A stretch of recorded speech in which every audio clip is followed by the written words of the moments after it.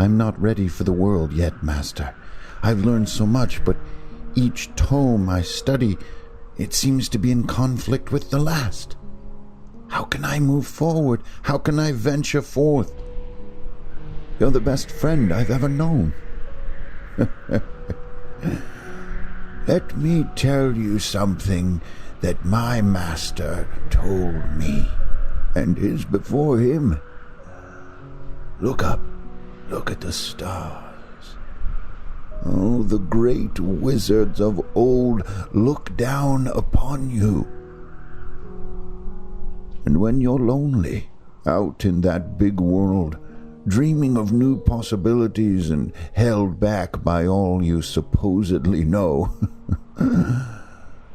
they'll be watching, they'll be with you.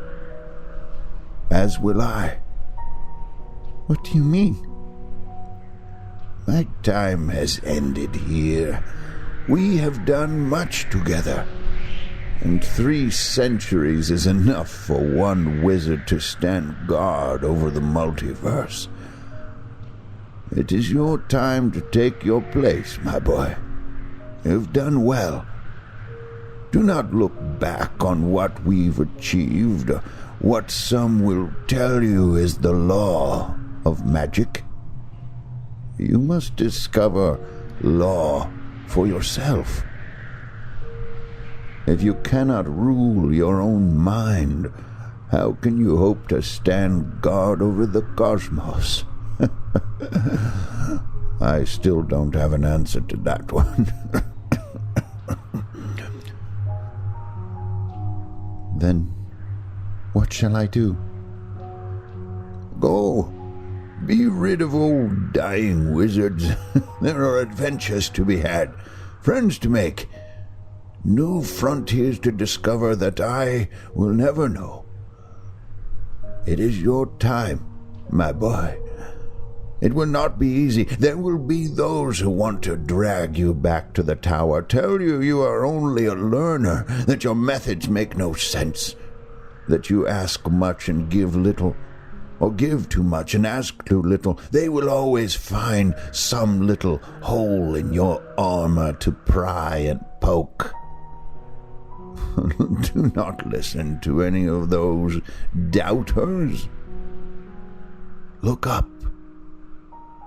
Look at the stars above. All of the great wizards from the centuries have your back, my man. Now go.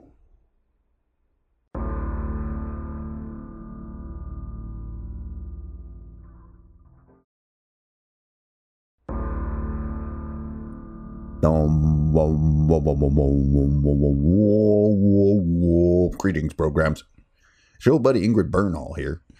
Back once again with another episode of the podcast. This is Runehammer. Welcome back, everybody, to episode 69. What's your favorite number, dude? 69. Actually, the new Bill and Ted movie was a little flat. And then it was even flatter. You go back and watch the original, you're like, man, back in the 80s, we really made things out of things. Anyway, making things out of things is what we do here at Runehammer, here hanging out in the RPG podcast up on a mainframe.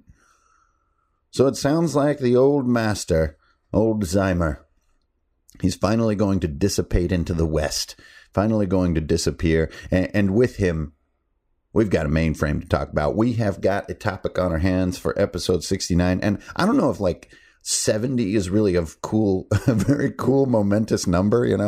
It's nowhere near as cool as 50 or 100, right? It's kind of like, woo, 70. It does.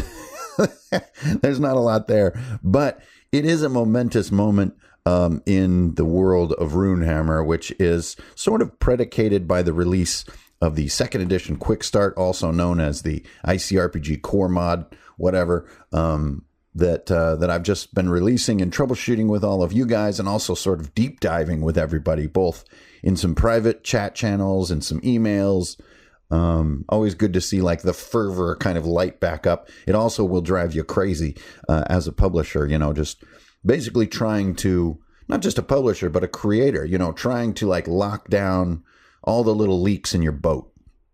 And I swear, the minute you float that boat up there, there's something you forgot. There's a piece of rope that's on the dock.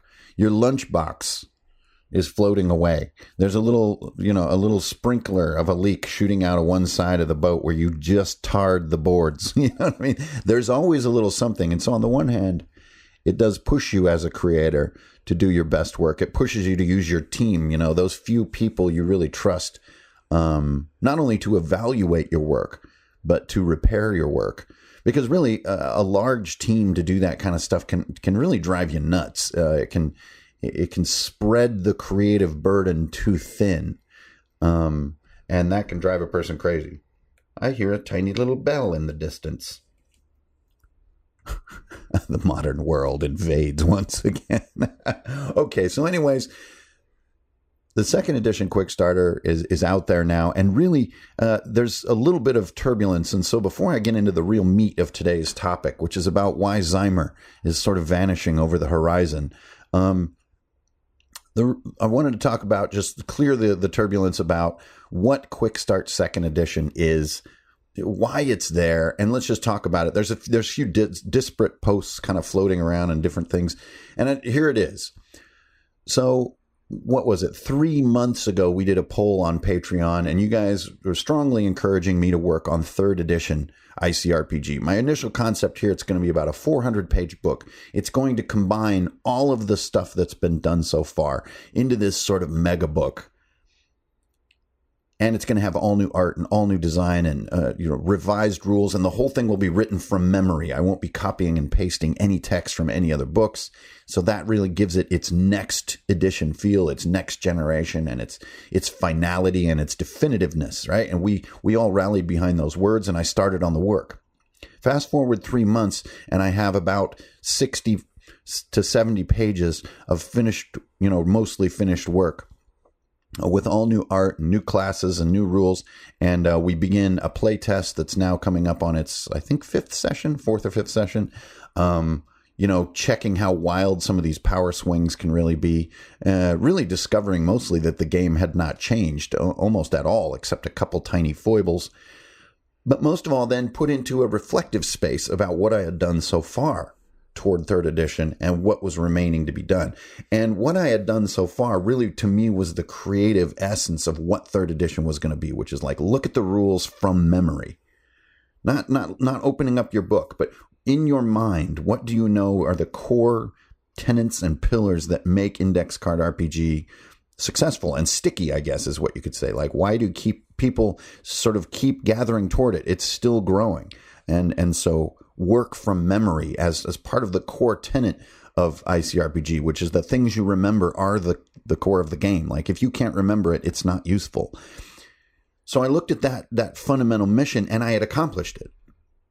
That's what that opening 70 pages were. I had done what I set out to do. And then I'm looking at this next block of work, which is this massive sort of almost clerical task, which is to grab and to consolidate and clean and rewrite. And that's a key word, rewrite the different settings like Blood and Snow, Vigilante City, and all this stuff into this massive resource, right? And all the loot tables and everything. And looking at that, the exhaustion was instantaneous and absolute. So what follows absolute exhaustion when you're looking at work ahead? Well, absolute procrastination. So I started procrastinating. I really did not want to attack this Gordian, Herculean, that's a double old world word reference, this really big, difficult task. It just didn't feel like me. It felt like putting all this stuff together to sell another book. And I really don't like being that person. I mean, is there a lot of revenue in it? Probably yes. People seeing that ICRPG would be in a third edition core rule book would be a huge revenue, sort of golden cow for me. But it just doesn't feel right. It feels kind of grody. It feels against a lot of the very principles that I've been advocating and coaching in you guys. And so I face this moment where I have to live by my own words. If you're not feeling it and it's not like where your nose is going, like where your fundamental impulse as a hobbyist, as a creative beginner's mind, child's mind is taking you, don't do it. Don't get trapped in the concepts of hobby jobby. Don't get self-obligated so that you're doing something you don't even fundamentally want to be doing. And that's where I found myself. But then like a month passed, almost 6 weeks passed, and I'm like tormented because, oh man, my patrons and my fans, they want this stuff, but I'm not sure I really want to do it. My imagination's kind of moving on to some other realm. I don't really, this doesn't feel right. But man, hey, this game's going great. And this little blob of work here feels really tight. This is good. And so bang, what I did, got out the headsman's axe, lopped it off. And that is the second edition quick start. It's what I see now as the new welcome to ICRPG. I think the Alfheim classes in QS2E are far superior in their crafting to the original Alfheim classes, which are a little bit confusing. And then I think the Warp Shell classes in Quick Start 2E are more exaggerated. So you're going to see some players able to do some wacky min-maxing. But that's always been what I wanted out of Warp Shell, was a wackier group of characters. If Warp Shell characters were to come to Alfheim, they would just seem like crazy. And I like that. I like having a space component that comes down like, oh my God, energy weapons with all kinds of abilities that boost energy weapons. Like Alfheim characters are going to have a very hard time surviving in a sort of imagined like PvP against Warp Shell. So is this the doom of ICRPG 3rd edition? I wouldn't use the word doom, but I do think that the concept of remaking ICRPG at this phase is a little bit misguided. It doesn't match what the audience is doing, the readership, the players and the GMs out there who are playing ICRPG. They're just now getting their feet. And so I think it's a strange time to suddenly say, oh, okay, well, scratch that, defense rolls. I think what we have in ICRPG is a lot like, in some ways, Dungeon World, where it's really its own statement. And its statement is get out there, take this way of thinking, not these rules, but the way of thinking, and adapt whatever game you are playing.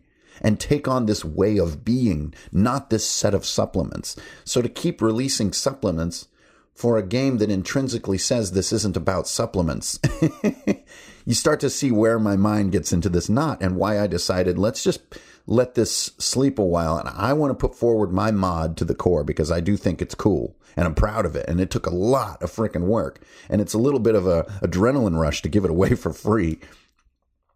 But there it goes. And this is part of what I really wanted to talk about on Mainframe 69, which is this is a little bit of a mailbag day too, because the mailbag is brimming this week, partially because of the release and because of ThinkDeck. So ThinkDeck was another element that to me was a defining and a wrapping a bow around Index Card RPG. Index Card RPG, before it was a rule set, was a mindset built around using images to kick yourself creatively in the head and create content. I'm more about content that's playable than I am about cool rule systems. Playable content to me is the suchness of what we do, the substance that we feed upon that sustains us as hobbyists. And those original card images that I drew when I was still working with Oculus and stuff, I was still in the video game industry when I was drawing a lot of those index cards with a Sharpie, like sitting at conventions or sitting in the office, piling up all these drawings on literally on white index cards. That mindset to me has completely condensed and turned from vapor into droplets down into the form of the ThinkDeck. The ThinkDeck is absolutely definitive. If anything is ICRPG 3rd edition, it's the ThinkDeck. And its sales are doing really good, and that makes me very happy because I do think it's like a true essentialization of what the Index Card RPG mindset is all about. Rather than hit you with more content, it says, make your own stuff. And here's a way to help you make your own stuff. So, with all those things in mind, it's time to sort of creatively move forward. And this is why our sort of master and apprentice metaphor that we've been playing with for 69 episodes of this podcast now is going to come to a conclusion. I'm going to let go of a lot of my characters. I'm going to let go of a lot of my realm and a lot of what I've been doing, and I'm going to start moving my head forward. And I think this is what could be interesting about this episode of the RPG Mainframe.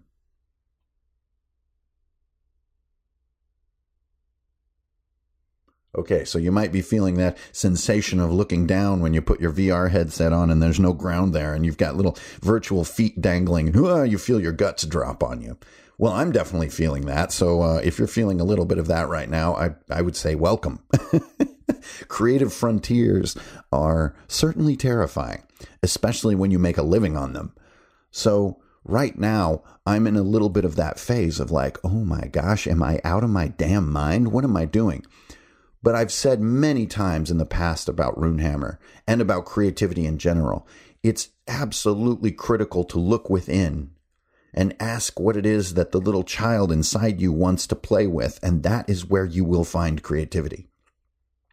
If you look within and ask, where's the revenue going to come from? How do I live up to expectations? You may find hard work and you may find effort. But in my opinion, and I've coached this so many times, you will not find the real root of creativity. And now I have to follow my own advice, which is just terrifying. I'm ready to move forward into something I'm not quite sure what it is yet. So even all the dead ends that I've experienced, which I hope you guys appreciate some of the sort of pants down terror of revealing your dead ends to a readership and to sort of so-called fans or audience. I don't really like the word fan. It kind of feels a little degrading to me. Y'all, my shield wall, right? Revealing my dead ends is really scary. Like Viking Death Squad so far. I keep making that game and tossing it. It's so cool, but then it's not cool. Same with Spectroid. I've tried to make this little thing. Same with my pirate, my little pixel pirate thing that I've been trying to do. I've made it and thrown it away many times. I had another thing called Boneheads for a while. I had, old Mokhtar, which had a ton of work in it. I've had an adaptation of it that focused on dagger dice that just never quite came together. And that's okay. What isn't okay is to then punch yourself in the stomach and say, make this work, damn it. People expect it to be cool. How come you haven't made it cool yet? Grit your teeth harder, Mr. Creative Man. No, that ain't cool. That ain't cool. That's not a life I want to live. Even when I'm doing this professionally, as they say, which that word does not apply to me. Take it from me. So if I take that advice and then I look within, I think it's time to sort of basically start with this podcast right here, which is just explaining it from the heart rather than trying to type frantically into doing new posts. And there's another element at play here. And I hate to bring it up because, damn it, am I sick of talking about it with everyone I know. But this is the year of this COVID life that we are all adapting to. And no matter where you stand on what you think is really going on or what's ahead or sort of where you are, scientifically or politically or anything like that, we can all admit that this is a difficult year to get through unscathed, meaning just like you were, doing stuff at the same joyful pace that you were doing it in 2019, wherever you stand, whatever kind of lifestyle you're living out on the entire planet right now, it has been affected. If it hasn't, I don't even know who you are. And so just like everyone else, I have been affected by this sort of strange life. I also relocated right before the lockdown. So I've been living a very monk-like existence. Yesterday, actually, was the first time that me and my significant other had someone openly sort of talk to us in public that we didn't know, who instigated a conversation with us. Really, and, said hey, you guys want to, come over for a party? And, we were out on the motorcycle and stuff. So you can't exactly dive into a gigantic COVID house party when you have a motorcycle in your hands and you're an hour ride from home. That's not going to happen. So we realized then riding home, that was the first real contact with new people we've had in a new city on a new coast on the other side of a continent in 7 months. And we kind of, just because funky timing, had to kind of decline. But you know what? Even though we had to decline, it felt fantastic. And it's a little hint at what's been missing. What's so tough about this? Yes, we're all playing online as an adaptation, right? And even some table groups have agreed like, hey, it's going to be safe for us to make contact. Let's pick our group up again. That's also happened. But you've got to face it. Our hobby was hit right in the stomach, like so many other hobbies and lifestyles, by COVID. And every once in a while, I realize it again. I'm like, how come my joy levels feel low? And I'm like, oh, because I need my fellow humans. My fellow humans are my favorite thing in life. So without your fellow humans, sure, you can get by and you can find things to be excited about and happy about. But that fundamental glowing core, it simply is not there. And to this is affecting me creatively. And I think that's okay. And I would like all of you guys out there to also feel okay if you're being affected by this in ways you hadn't imagined. Because I don't just think it's sort of a clumsy way that we're being affected, like the way we saw it in the early days, like in March. I think we now have some deeper psychological effects that are happening to us because of the absence of human contact, bountiful human contact. And I want to respond to that creatively. I want to use it. I want to harvest it. I want to lean into it, and I want to go there. I want to go into that place. And I don't think that that place is just easily associated with what I've done in the past. Because going to things in the past reminds me of that missing joy center. Those missing people, missing rolling physical dice and looking into my friends' eyes and feeling that joy as I decimate them with another breath weapon. I don't want to look back to those moments. What I want to look forward, I want to look into is almost the way to describe it. Where I'm at, what my opportunities to be creative are in the next few months. And it's something new. The only thing I can really put on the table as a sort of a teaser or a spoiler is that I do want to work in color. Years ago, about, 6 years ago, I was a concept artist working in video games, and I was sort of famously known, well, famously, by 100 people or something, famously known and quoted for saying that I was absolutely baffled by color. That, I can draw my way out of a paper bag and, I can work a dry erase board like no other. But if you really need to sit me down and understand how color works, I just am completely baffled. Especially when it comes to, showing distance and showing the subtlety of light and how colors also create mood and how they create pop and accent and all these different things. I'm just baffled by it. Fast forward 6 years, the 6 years most densely packed with drawing and painting of my entire life, by the way.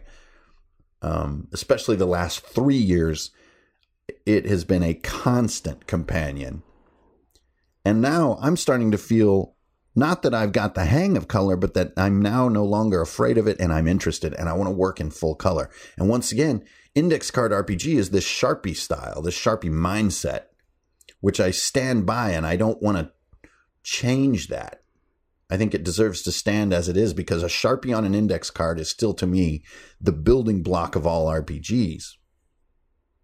And so I can't just make full color index card RPG. That's just silly. And so whatever is ahead, I want to work in color. Instead of working on so much white paper, I want to maybe play with dark paper, with like glossy paper.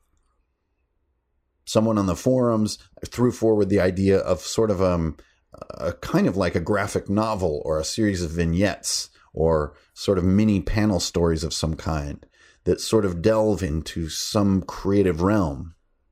That's terribly exciting to me. And I want to lean into that and see if I'm capable of that.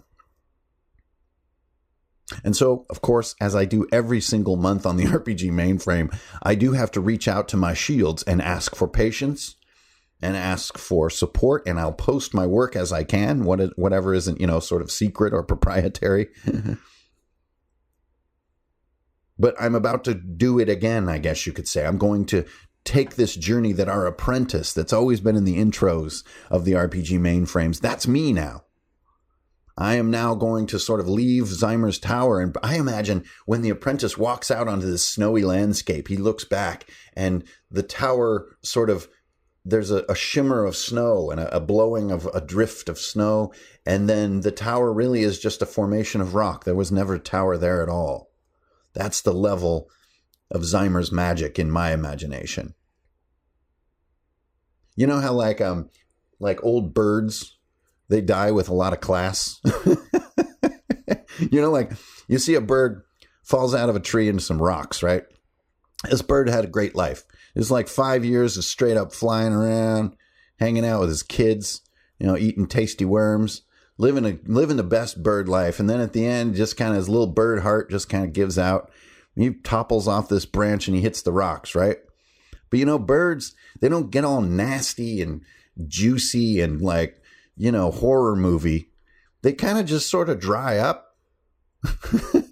And there's just a sort of little bird skeleton there, and it's kind of not that gross, it's kind of just, and then they kind of just dissipate down into the rocks, and it kind of just looks like, some twigs in the rocks, and then sort of they're gone. And that's how I imagine Zimer. Like he sort of returns to nature in a way that's not gross and that's not morbid. And I also want to apply that same bird falling out of a tree type mindset to some of my creative work so far. It's not a gross ending filled with juicy bits and oozy smells, as they would say in The Hobbit. It's a coming home over and over. And I love Beyonce's new sort of film, Black is King, because she also talks about this great concept of like, you return to yourself over and over. You swim back to the shore, and there you are waiting again. And then you go out on another journey. All kinds of crazy stuff happens, and you wind up swimming to a new shore, and there you are again. Now, that's a little bit weird, right? That's a little bit psychedelic.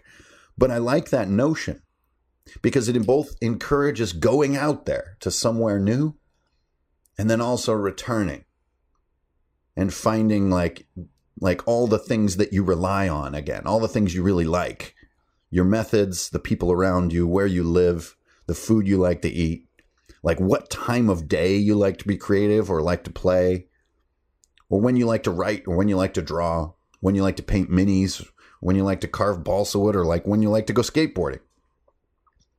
Those are that shore that you return to in yourself. But that first step is to swim out. And right here at Mainframe 69 is the swimming out.